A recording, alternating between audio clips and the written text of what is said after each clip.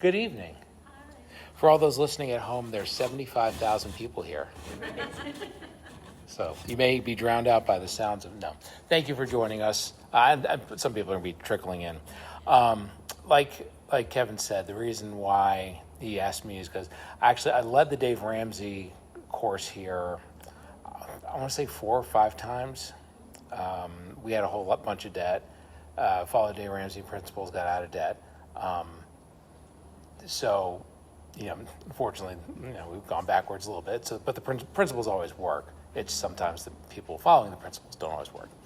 But that being said, a lot of what we're going to talk about tonight is through that Dave Ramsey principle, that Dave Ramsey lens. The reason why I love the Dave Ramsey approach is because there is a faith component to it. He's not Catholic, but he does have, he's a God-fearing man.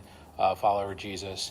So, and he approaches everything from a biblical standpoint. Again, some things, I don't 100% agree with them, but it's very few things, okay? But a lot of what we're going to talk about tonight is not just the Dave Ramsey principles, but it's more of the what to expect when you're talking to your kids about money.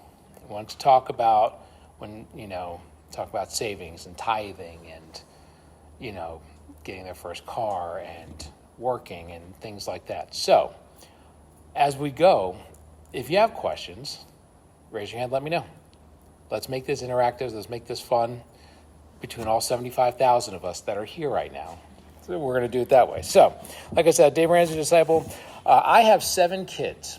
The youngest is 3 months, the oldest is 18. So I have an 18-year-old, 16-year-old, 14-year-old. Those are that's the old guard. So a lot of what we're going to talk about when we talk about talking to our kids about finances and getting their finances in order and things like that, it's going to be through that lens of how I've been working with my son Carter, who's 18, and he's been fun to deal with, he said sarcastically. So, and then my 16-year-old Ava, my number 2, she sees where he is banging his head against walls, and she's learning from that. So it's a good, reminder of a lot more is caught than taught. We'll talk about that too as we go. So a lot of what we're going to talk about, it has to do with kind of the kids that we have and what we've talked about with them. It's important to understand that there are no right or wrong answers, like 100%. Like, obviously, there's a 100% wrong answer of don't worry about money and don't save any money and just live off the government and just this.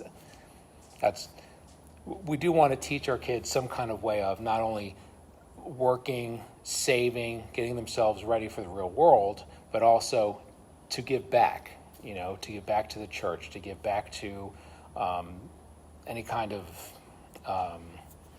it's late and I don't have enough coffee. What's the word? Things to give money towards. Charities, thank you. You can't give to charities if you don't got any money.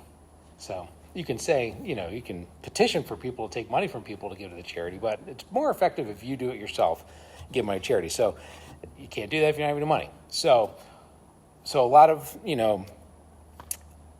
what we teach our kids, again, there's no right answer 100%. But the right answer is to try and get with them and point them in the right direction. And point them in the direction of you've got to save, you've got to give, and you've got to have money to spend, which is fine. I mean, there's nothing wrong with going, and if you're an 18-year-old kid and you've got a 20-hour-a-week job or 30-hour-a-week job, there's nothing wrong with making some money to go pay for some gas and go out with the boys or the girls to go to Waffle House or Texas Roadhouse or what some of the crazy stuff I see my son spending money on. It's like, you don't make this much money. Why are you going and spending this much at Texas Roadhouse? Whatever. It's not my money. But that being said, there's nothing wrong with that, as long as all the other priorities are met, as far as the giving and as far as the saving as well.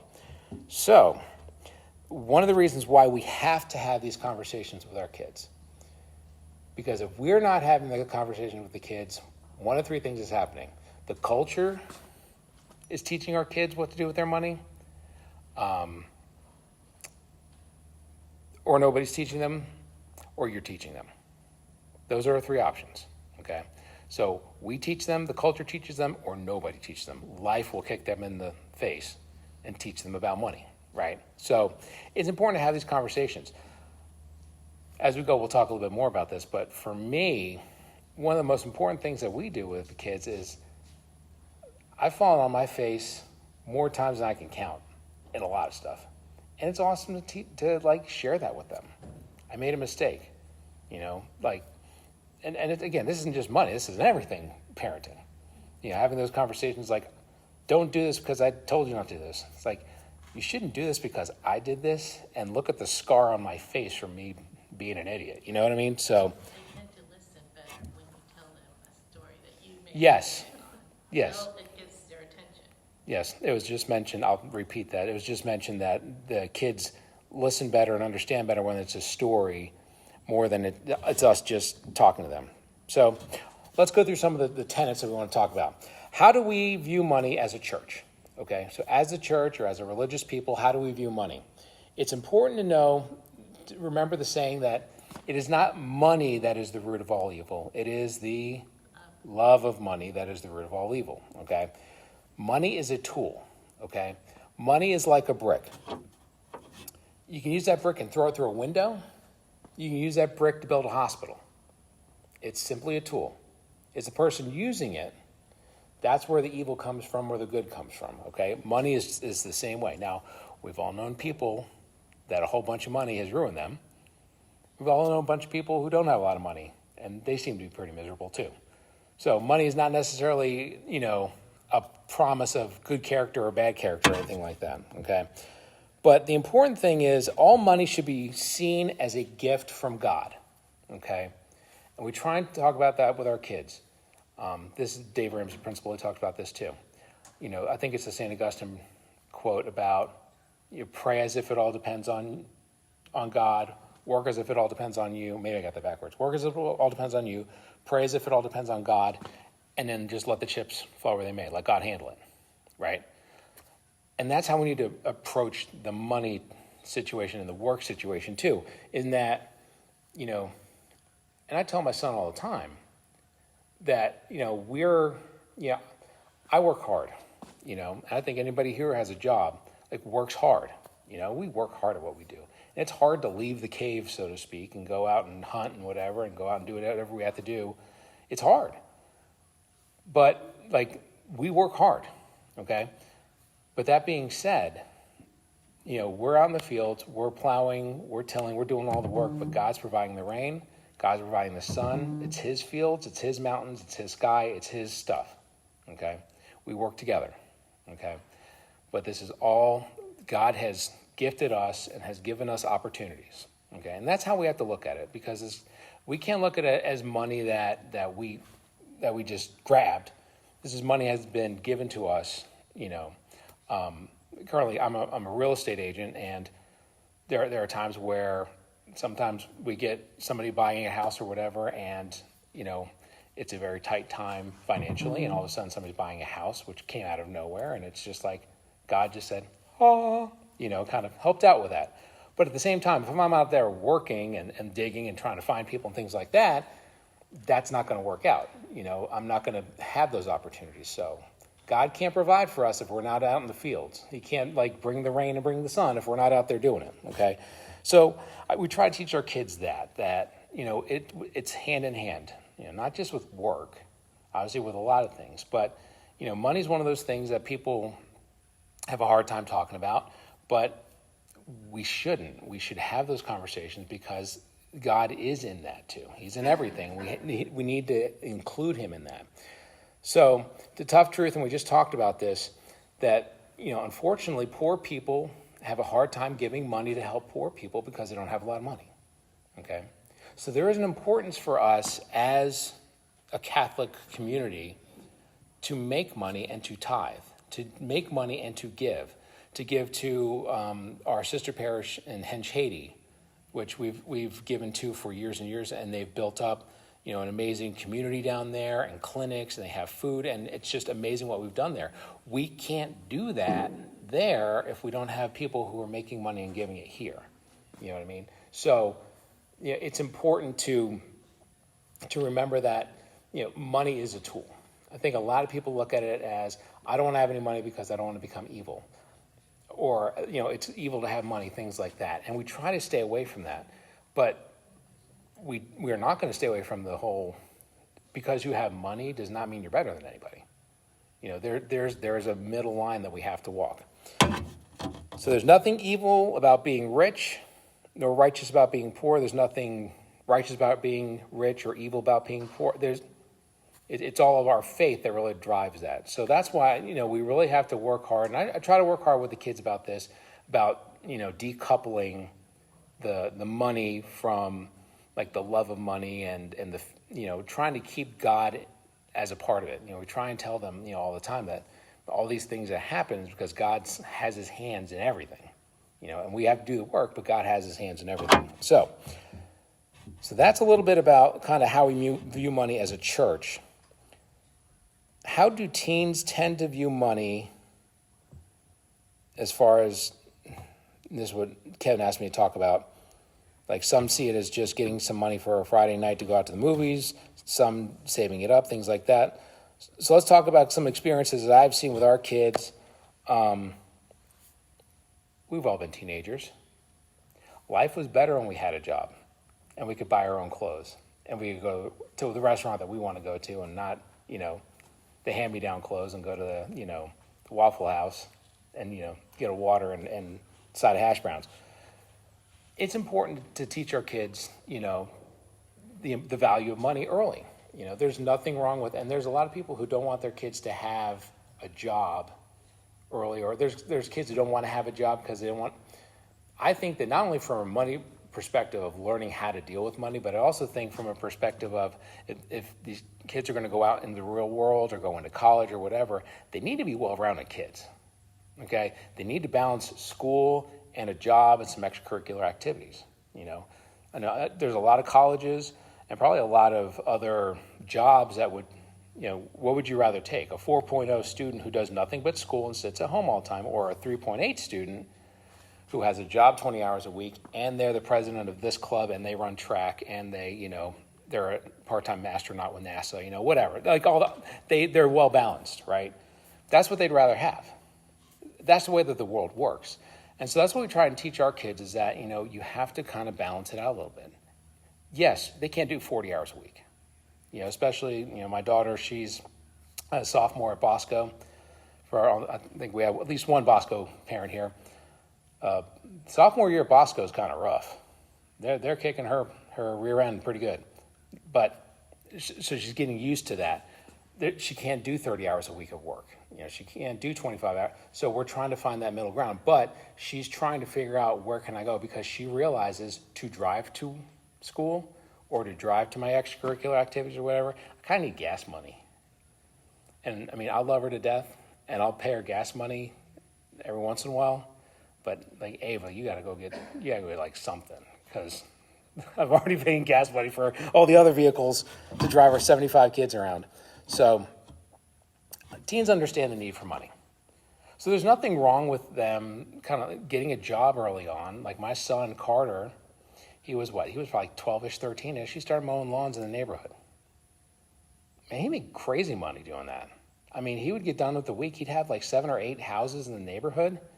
And at the end of the week, what we would do is we would take his money. We'd say, any money you make, it goes in the envelope. And at the end of the week, we're going to sit down and we're going to do this, okay? We're going to break it out into the give, save, and spend plan, okay? So this is a Dave Ramsey thing, give, save, and spend. Because kids, when they're born, they don't know how to give and they don't know how to save. All they know when they're born is gimme, gimme, gimme, gimme, gimme. I don't know if any of y'all have that. I have that in my house, but and for those of you at home, 75,000 people just like roared in laughter. I don't know if you heard that or not, but I don't know if the microphone went out. So we have to build up their muscles. We have to build up their giving muscles. We got to build up their saving muscles. So what I would do with him was, like, of every dollar he made, let's say he made, let's say $500. Let's say over a week or whatever, or over 2 weeks or whatever, whenever we sat down to do it. I don't know if it was that much, but let's just say $500. 10% would go towards tithe, would go back to the church, okay? And we put $50. And we let him figure out like which one of the envelopes for church it would go in. Would it go in the regular offertory? Would it go towards Haiti? Would it go towards, some of the other, because, we have getting the different options every week that we can give towards. We wanted it to be important for him to let him figure out where does he want his money to go. Okay, so that way he becomes part of it, becomes tangible instead of saying, just give me that so I can give it to the church. I wanted him to give it to the church. Then 40% we saved. And he started saving money like crazy. When he was 15 years old, he bought a 4Runner, actually Kevin Connor's old 4Runner, for $3,000. He was 15 years old and he saved up $3,000 to buy his first car. So before he had a driver's license, he has a car, which is like really cool. Like, I never did that when I was growing up. My parents never did that for me. So he learned. Now, the unfortunate thing is, as all teenagers do, he got to the point where he was smarter than us, and he didn't have to listen to us anymore. So I don't know if you've had teenagers gotten to that point yet where they're smarter than you. So that's where we are, especially with Carter. So with Carter, now, unfortunately, he does not save. He does not tithe. And we're working on that because I've really tried to give him, because he's 18, he's still in high school, but we're trying to give him more autonomy on his own because he's becoming a man. But at the same time, we do talk about, and I bring it up with him about his savings, I bring it up with him about his tithing. He will get back into it. He will get back into the savings. He will get back into the tithing. He's a young man who knows everything. Which, question? Yes. What do you do with your younger children? Do you give them an allowance and then they save and tithe from that, or? Our younger ones, all right, so the question was, what do we do with our younger kids? Back in the day, what we used to do with our kids was we would give them a couple dollars, for certain things like that. The reality is our younger kids are way too young. Yeah. We have a middle child who she is 7.5. So even that's maybe a little young. We were trying to give her, jobs to do or whatever. But when the kids were in that age frame or age range, that's what we would do with them. We give them money and say, give, save. Right. But, I'm talking more like when Carter was like making like real money as far as, I'm not giving him a couple $100 to do. Yeah, right. Once they're making their own money. Once they're making their own money. But yeah, like younger kids. Because it's important, like especially, and it's hard when they get a gift for like Christmas or something, or get a gift for their birthday. It's like $20. It's like, all right, so how much of that are you going to put in save? It's like, what do you mean how much am I going to put in that in save? Stop it. It's like, so it's having that conversation. But the more we have those conversations, the more we introduce the idea, it's hard to have those conversations for the first time when they're 18. It's, if you can have it at 10 and 11, even if they're pushing back on it, we're at least introducing these ideas to them about saving, tithing, things like that. So the important thing to remember about all of that, and we talked about this, but it's worth saying again, kids aren't born with those muscles to save and to give. They just want to gimme, gimme, gimme. So for my son, that worked for us, that spreadsheet thing. Now that he has his own bank account and the job he works at Home Depot, he gets automatic deposits, so I really don't ever see the money. I see it in his account, but I don't touch it. And, he's had problems with his car and whatever, and I pull up the app and I say, you have this much in your savings, which is what you've had for the last 6 months. I know. And that way, I'm not saying you need to do this. I'm saying this is where the savings is. You need to work on this. Do you have a joint account that you can save? It's his account. When we got it, I was a custodian or I was like the guardian or whatever, so I'm still on it. Okay. I try not to get involved, like with pushing money around or whatever. So you can get that type of account? Is it called a? Well, so it's through Capital One, that one. But I think any bank would do that. I would highly suggest don't do Capital One just because you can't really access cash easy with Capital One. We did it because they had a decent rate, and that rate was kind of a promotional thing, and it went away, so. Well, I was thinking about looking into a credit union, Okay. and I didn't know if you maybe had any opinion on, is credit union better as far as working with like families or a bank, and does it really matter? I don't think it really matters from the standpoint of teaching them how to. And the question was, does a credit union or a bank do any better? And I just think that each institution has their own way of doing it. For me, I think the important part of it is the foundation of the give, save, and spend, and trying to instill that early, and figuring out a way to have those conversations, later as you go further. Because one of the things I was going to talk about this at the end, but since we're here, Sorry, you can. you're fine. No. If anybody of you, we all have kids. They're not listening to us sometimes. They're catching a lot of what we teach. More is caught than taught. But through any one of my sales classes, or if you've had a kid, any of the people don't listen to other people. They listen to the information in their own head. So again, I don't know how to do this, but we need it to be the goal of how can we involve them and teach them about finances in a way to where we're not like coming over the top and lording it over them, but we're kind of being their partner. And to be honest, this isn't just a financial thing. This is just a parenting thing. Carter's 18. Like, this is weird. Like having an 18-year-old, because like he's like a man now. Legally he's a man.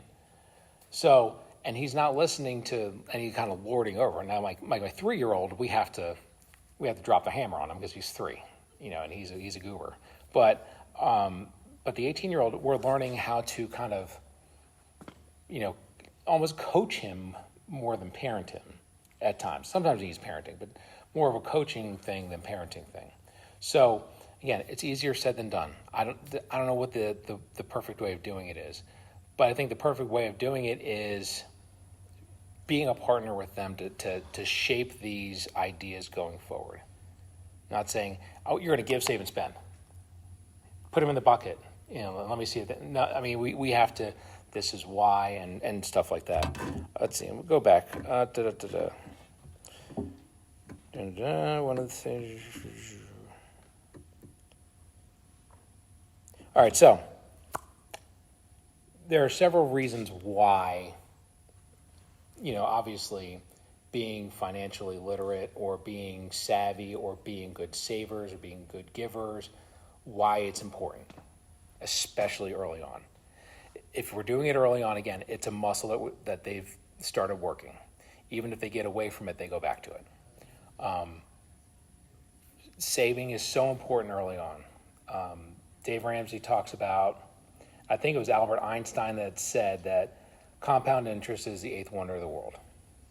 If you can save, put money into some kind of account, a 401k or a savings account or like an index fund or whatever it is, early, over 20, 30, 40, 50 years, that thing is going to grow astronomically, right? Now, that's not what this talk is about.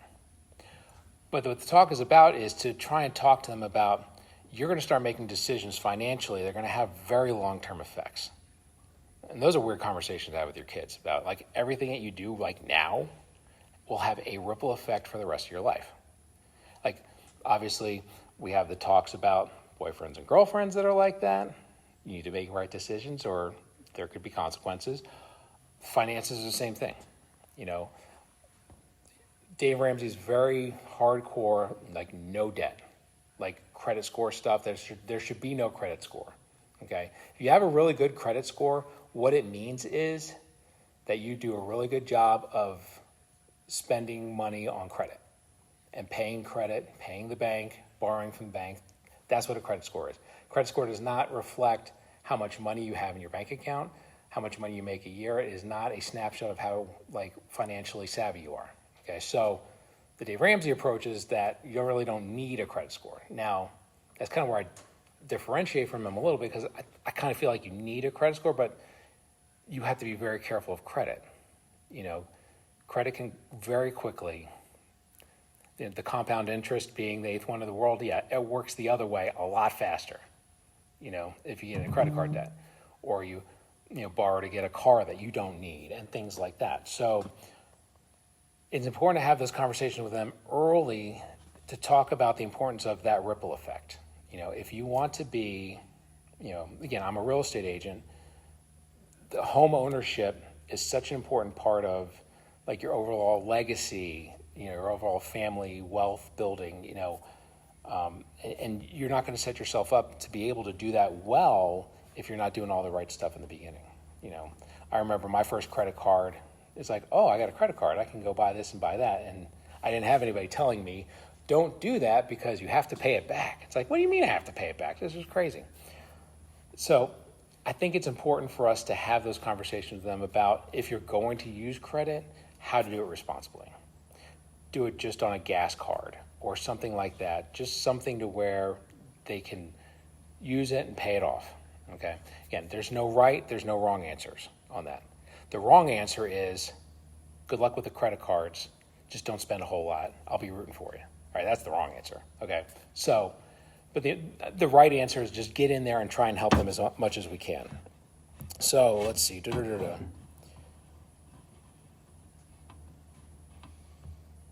We need to have a realistic talk about what debt is with our kids. I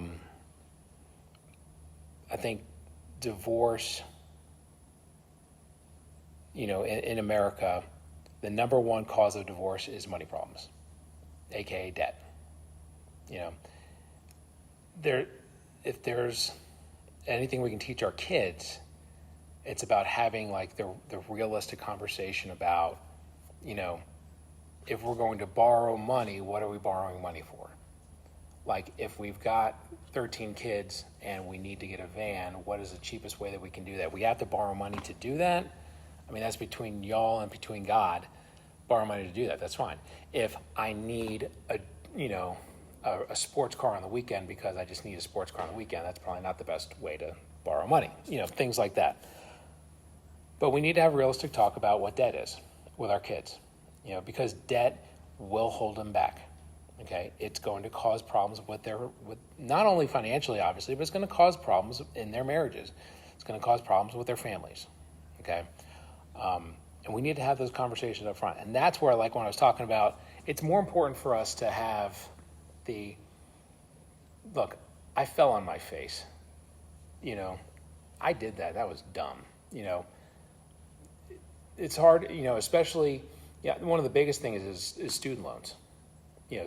Student loans will right now, and thank God my wife and I were paid off for a while from our student loans, but I think the student loans now are even crazier because I think college is even more expensive now. And a lot of people just get out of school with the student loans and they don't make enough money really to pay the student loans, let alone anything else, So having the conversation with them about, I don't want you to graduate with $150,000, $200,000 in student loan debt. That is not the right way to start your life. Do you have to take on student loan debt? I mean, maybe you have to, but is there a smarter way of doing it? Do I need to go 2 years to the super expensive college, or can I do like the local, community college and get my core stuff in there, right? Those are conversations we need to have as we go down the road. You know what I mean? That's kind of like, that's the next level. For me, and thank you for saying something about it, because that reminds me that, it's something that I have to do with my middle child, Claire, is it starts with the give, save, spend. To start to learn to be responsible, and then from there, we kind of go, and we have to, we live in a world where, again, sometimes money gets demonized, or a lot of times it gets demonized. And it's not the money that's bad, it's the way it's used. Again, it's just a tool. But if it's used correctly, it can be something that can help us to sustain our families, to sustain our church, everything we want to give towards, and really build legacy for our family. And there's no right answer or wrong answer. but we have to have the conversation because somebody's going to have it with them, or they're going to have to figure it out on their own. And both of those are ugly.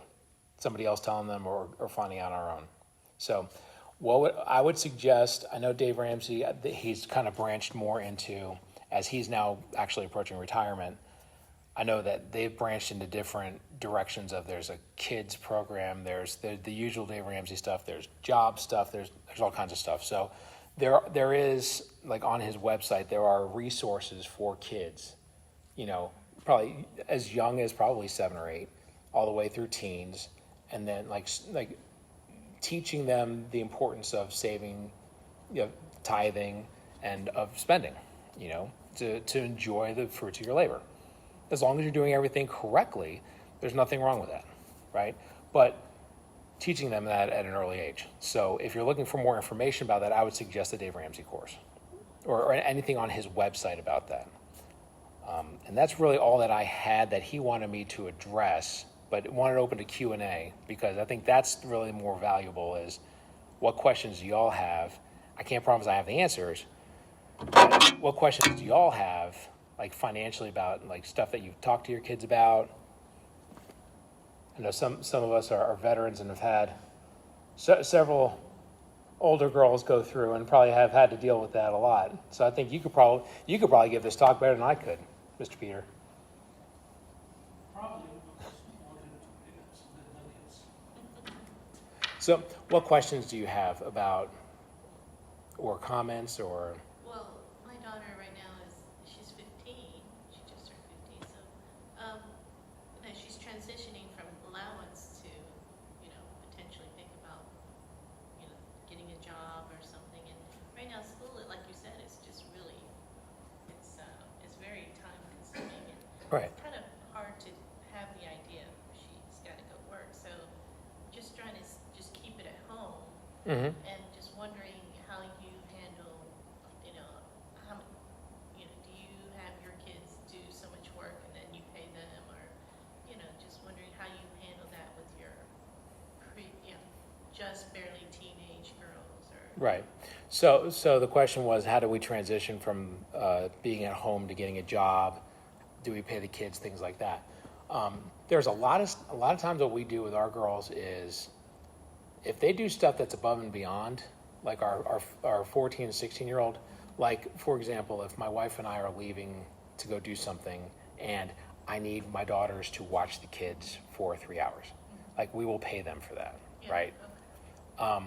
If we're all home and I need the floor vacuumed and the kitchen done, that's kind of like normal wear and tear, like Pay them for that. we don't pay them that because there are certain things that, and that's the thing. So when they were younger, we would pay them for that just because we wanted to teach them the importance of the Yeah. give, save, spend, Earning money. and earning money, things like that.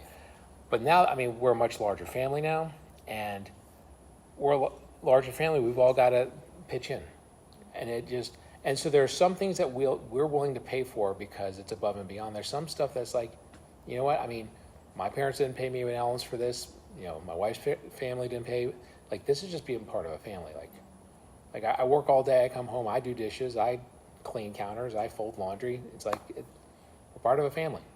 That's just, so some stuff is that, but the other stuff, yes, we're trying to figure out ways that we can give them money Right. so they can, Yeah, you want to enforce both. You want them to know that they're part of the family, they have to chip in. right. And you want to be able to give them something so they can, that's just trying to play around with in my head how to figure out how to pay her and teach her how to. And so then I was thinking we need to open up a bank account. At what age do you recommend opening a bank account? 15, 16 is probably a good A good time. time. Especially when they get to be 16 and they start driving around. That was a big thing for my daughter is when she turned 16 and she started driving, she needed to pay for gas. So, not like back in the day when we used to run in and just pay with cash. Now, pump and then pay. So she needed a bank card to do that. So that, and we just wanted to we needed to have a way to give her money and push money around and things like that. So. Does she have her own car? She has her own car. One of our old cars, she's buying it from us. Oh, okay. All right, so there you go. We'll talk about that. Yeah. The car. I would like to hear about Okay, so please don't give your kids brand new Benz. No. Okay, don't give your kids brand new Benz. Let your kids earn their car. Okay. Dave famously calls his plan the 401 Dave plan when it comes to cars. Like if one of his kids would save money, like $3,000 for a car, he and his wife would give they would either match it or they give half of it or whatever to go towards the car. So that way they're giving money towards the car, but the child is doing most of it, right? And we have that with both of our kids right now, Carter and Ava. So Ava's purchasing our old CRV, and she drives it, but still technically ours until she pays us off. But she's not going to pay like Blue Book value. She'll pay probably half of it or whatever. But it's important for them to have skin in the game when it comes to car, because they won't appreciate it. You know, like my son, he bought he won't get into what happened to his 4Runner, because that's a different talk. And I'll cry through that. But he bought an Accord and he just had to have it fixed or whatever. And having him in charge of that, having him in charge of his car, calling people, he's like, "What do you think about this or that?" I said, "I don't know. Call them and find out." You know, it's like, it's your car, it's your money. You call. So those are those opportunities to give them to, you know, make those calls and give them adult things to do. You know. But I think it's a cool thing to help them if you can. If you can't, you can't. But if you can, it's a cool thing to help them, but let them do the lion's share of the work. So, You know. yes, that's very good. So how do you do insurance? So, Car and insurance? same thing. My son, car insurance, we look at where our car insurance was and what it was when we added a 16-year-old boy, Yeah. which, you know, once the heart came back into the chest, we make him pay for probably 2/3 of that, half to 2/3, because he's doing things for us. He's driving people around for us and whatever. So he pays some to most of his car insurance, because it's a good chunk, but we want him to feel that, Right. you know, because we want him to have bills to pay, you know, things like that. Now, when he graduates, he's graduating from Bosco this year, and he's going to be, you know, home. I don't think he's going to go into college. He wants to get into some kind of trade, whether it's electrician, something like that, through construction.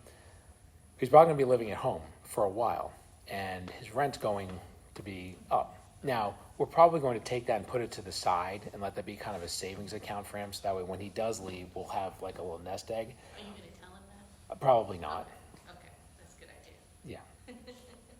I like Yeah, that. again, that's another long, Unwanted distraction. yeah. But I wanted him to build up that muscle of paying those bills, you know. And that's what all of this is about, is building up those muscles, you know, because God willing, one day they're going to have large families, you know, they'll have decent paying jobs, they'll have things to do, they'll want to, you know, to figure out, how do I need to purchase cars, how do I need to purchase houses, things like that, you know. Well, the So- more they can figure that out while you're there to Mhm. coach them is better And- than just being on their own. Exactly. And that's why we need to have those conversations early on. You know, it's like, and come at it from a coaching perspective more than a parenting perspective. You know what I mean? And that's with everything with him right now. Yeah, you know, I'm starting to realize that transition, and it's a little daunting. Yes. You're starting to see them as in a different light, and you have to kind of let go and transition into that different way. Yeah, so it's like, it's a change, yeah.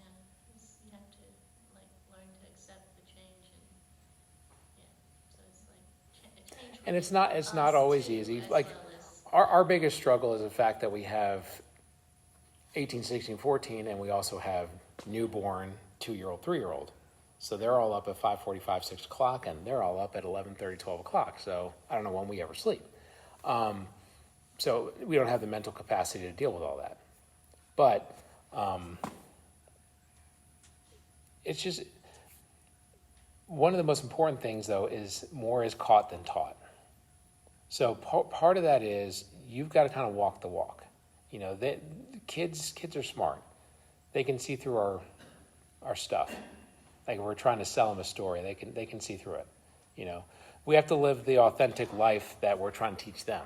You know, like we have to tithe, we have to save, we have to, we made it a point, a while ago that we weren't going to borrow on a car. You know, we were going to try and just buy cars outright, even if that meant driving a beater for a while until we could drive a better car and we save money. Trying to, and if we fall and we bust our face, have the conversation. You know, I'm not afraid to have those conversations with my son and be a little, humble, Yeah. good word. But just be open about it and be humble about it, because I don't want them to go through the same stuff we went through. Yeah. Not just with money, but with anything. But more is caught than taught. So along those lines, and Carter's probably the easiest person to kind of like talk to, right? But Right.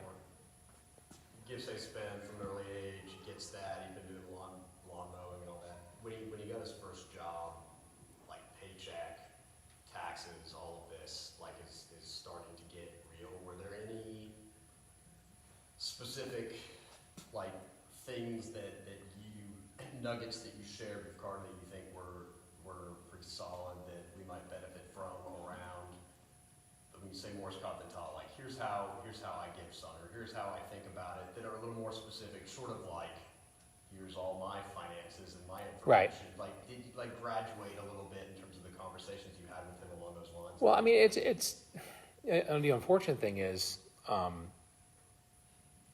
early on it was more of you get to pick where this goes towards.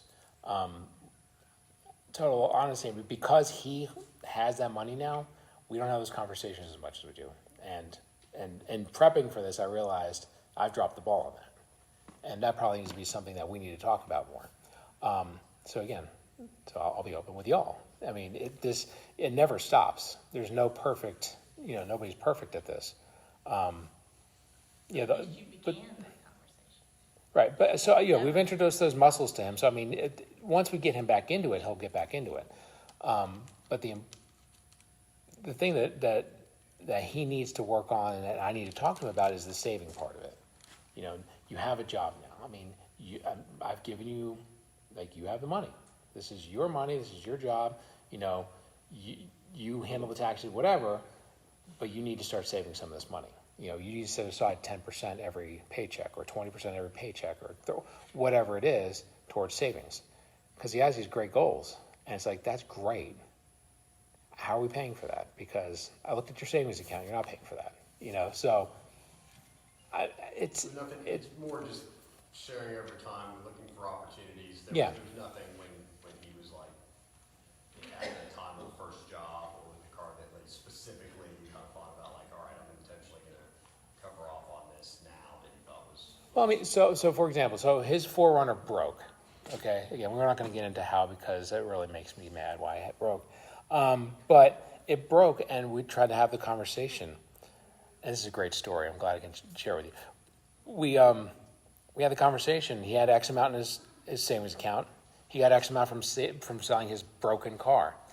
And he's like, I'm going to go buy a car. I was like, here's what you really should do. You should sit on that money, and you should work like crazy for the next 2 months and save up some more money to get a better car that's going to set you up for when you graduate. It's going to financially set you up in a better position. Things like, and he didn't listen to me. He went and bought a car right away, which is already a piece of junk. And he actually came to me last night and said, Dad, I'm going to say something that I hate to say to you, but I'm going to say it. I'm like, no, he's not going to say it. It's like, you were right. I was like, and I told him honestly, I said, I really wish I wasn't right. I really wish that it worked out. But that was an opportunity to teach him, like, if you instead of doing that, if you were to do this, we just got to find those opportunities. Obviously, we can't talk to him about, with an index fund, what you're looking for is, he doesn't get all that, but something like, if you save a little bit more money, there's a big difference between a $6,000 car and a $3,000 car, right? And just teaching that, because if he were to get a $6,000 car that was like a Honda or something that's nice, will last, he's going to graduate. He could have that car for 5 years, and he doesn't worry about paying a car, right? So then he can spend money on like maybe having a wife and potentially getting a place and things like that. You know what I mean? So trying to teach him that, again, each decision you make has that long-standing ripple. They're not always there, but when they're there, jump on them, the opportunities. Because he's not going to be there for a lecture all the time. He's not in the mood for that anymore.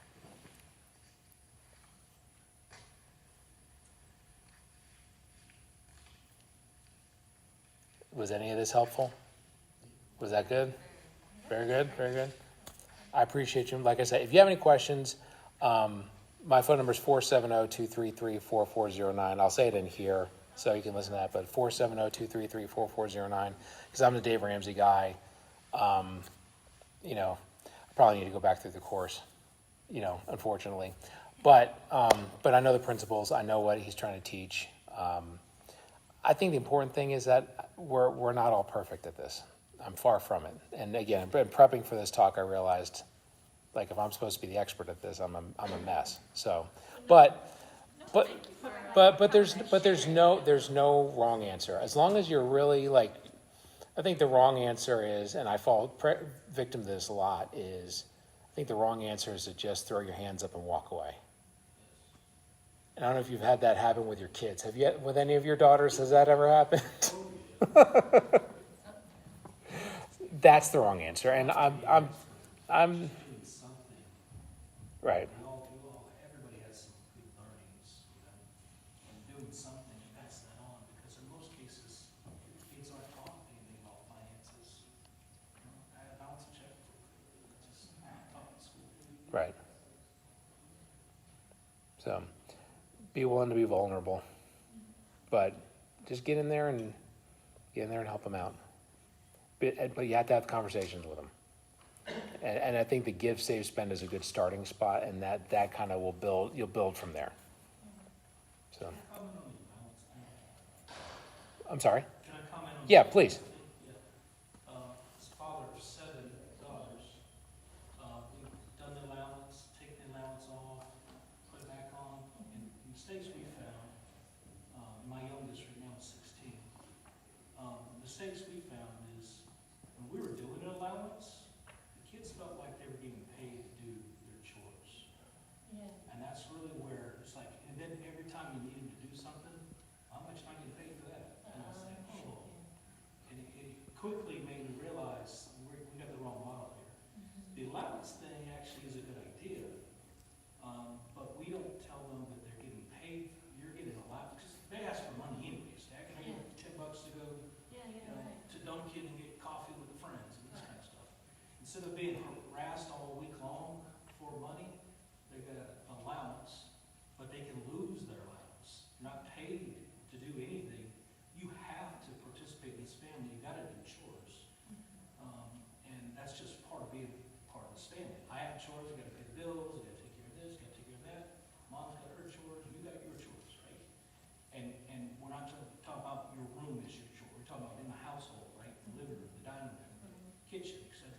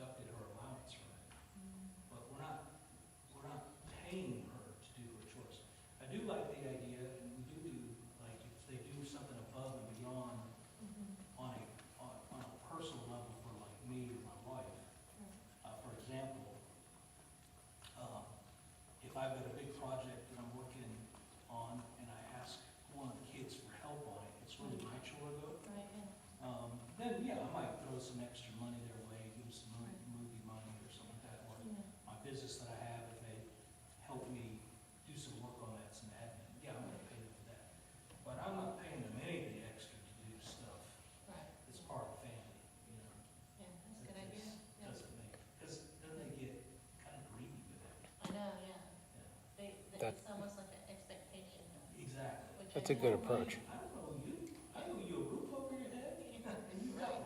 Right. Food in your belly, and you have that. It's important, and what you said something that reminded me. I think it's important that the littles, even if it's not a lot of money, even if it's $1 or $2 or something, I think it's important for them to get money and spend it and learn how to save it. And like, I remember when our kids were like super young, they'd get $1 and they're like, we're going to the dollar store. And it's like, oh, time out. If you go to the dollar store, you could get, or you could wait and save $5 and get a really cool toy. And they'd be like, or you could get dollar store and go get 5 toys, like whatever. All right, fine. But Break before you Steve, get home. you know what's cool about that? So Elizabeth, who has that allowance, right, she gets $20 a week. She recognizes that some weeks she needs more than that, right? So she will discipline herself and not spend in some weeks knowing that she's gonna go out to dinner after the soccer game on Friday, right? And so she wants $15 for dinner, you know, for pizza or whatever. Well, then she's going to 5, you know, she spent it in the weekend at Starbucks, at Dunkin', or wherever. She didn't have it. So it forces them, like, that's your budget. right. That's it. Which is cool because you're teaching them a budget early on. You're teaching them to like, hey, if I need more, again, these are those little things that they don't, we were never taught this stuff. Like if I need $100 next week, maybe I need to save my 50 from this week. If we could teach them that early, those are those little opportunities. And every one of my daughters have had a job, so except for so far Elizabeth. When did they start? Usually they're junior or senior year in high school. Yeah, 15, 16. Like I know. Lily's right now 15. She's in 9th grade. Mhm. When they got a job, they didn't give any more allowance. Yeah, right. Yeah. Right. So yeah, she's doing a lot of schoolwork. So it's like, it's kind of hard to teach them about money. You want to give them money, but you Right. don't want to pay. But again, I think that's still, that's part of building them as their character too, is trying to get them how to balance all this stuff. So that's how the real world is. Yeah. Don't struggle with it, be strong. Right. Not struggle in the sense that they're about to fail, but they gotta stretch themselves. Right. Use that muscle. Yeah. Well, I see people roaming in the back, so I think that they're getting ready to start adoration. So I don't want to get in Jesus' way. So shall we close in prayer? Yes. So in the name of the Father, Son, and the Holy Spirit, amen. Lord, we thank you for bringing us here tonight. We thank you for our children. We thank you for the opportunity to lead them and to guide them. And we just ask for your wisdom, your plan, your hopes, your dreams for them to be illuminated for us to see, that we can help them walk and become the men and women that they are destined to be, the men and women that you want them to be, to change the world as you see fit. So help us to be the coaches, the parents, the friends, the moms and dads, whatever we need to be, whenever we need to be there for our kids, not just in finances, but in all walks. We turn our prayers to our Mother Mary, our wonderful Mother in heaven, and ask her to continue to pray for us as well as we say, Hail Mary, full of grace, the Lord is with thee. Blessed art thou among women, and blessed is the fruit of thy womb, Jesus. Holy Mary, Mother of God, pray for us sinners, now at the hour of our death. Amen. Saint Monica, pray for us. In the name of the Father, Son, Holy Spirit. Amen.